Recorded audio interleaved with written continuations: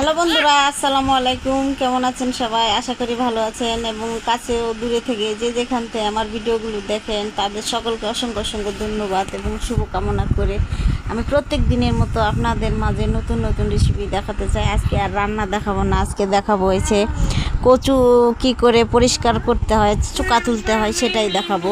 চলেন, আমি বাজার থেকে কচু কিনে নিয়ে নিয়েছি। কচুগুলো এখন আমি এই ঝাঁকাতে রেখে দেন পানির মধ্যে দিয়ে কিছু সময় ধরে আমি মাটিটা তুলে পরিষ্কার করে নিব। এভাবে ভালো করে ধুবো, মাটিগুলো ভালোভাবে পরিষ্কার করে নিবে, তাহলে আর কচুটা একটু ভিজে যাবে, চোকাটা নরম হবে।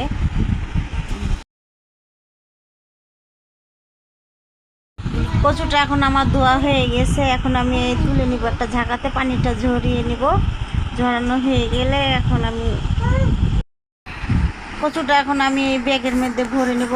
যদি আপনাদের বাসায় ছোটো বস্তা থাকে বা বস্তার মধ্যেও আপনারা ভরে নিতে পারেন। ভরে নেওয়া হয়ে গেলে এইভাবে সুন্দরভাবে মুখটা পেঁচিয়ে ধরে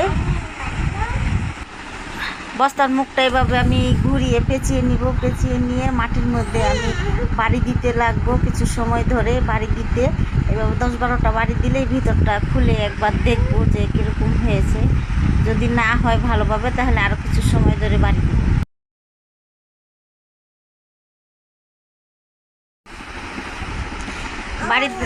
বাড়ি দেওয়া আমার কিছুটা সময় ধরে হয়ে গেছে। এখন আমি খুলে দেখবো যে কচুটা কীরকম চোকাটা উঠেছে কি না। সেটা যদি দেখি যে উঠে গেছে তাহলে আর বাড়ি দেবো না, যদি না ওঠে তাহলে আরেকবার আমি বাড়ি দিব কিছু সময় ধরে।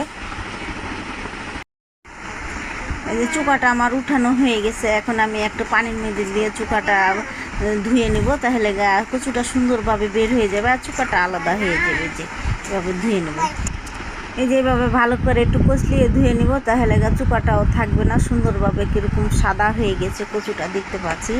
আমরা 2-3বার ধুয়ে নিব, তাহলে এই যে চোকাটা উঠে গেছে। এই যে কত সুন্দরভাবে কচুটা পরিষ্কার হয়ে গেছে, এত ধবধবা সাদা হয়েছে, বোঝাই যাবে না যে এটা বস্তাতে বাড়ি দিয়ে কচু পরিষ্কার করা হয়েছে। আপনারা চাইলে সহজ পদ্ধতিতে এইভাবে আপনারা কচু পরিষ্কার করে রান্না করতে পারবেন, আর খুবই অল্প সময় লাগবে, কচু ছিলতে হবে না। আবার নতুন নতুন ভিডিও নিয়ে আপনাদের মাঝে আবার আসবো।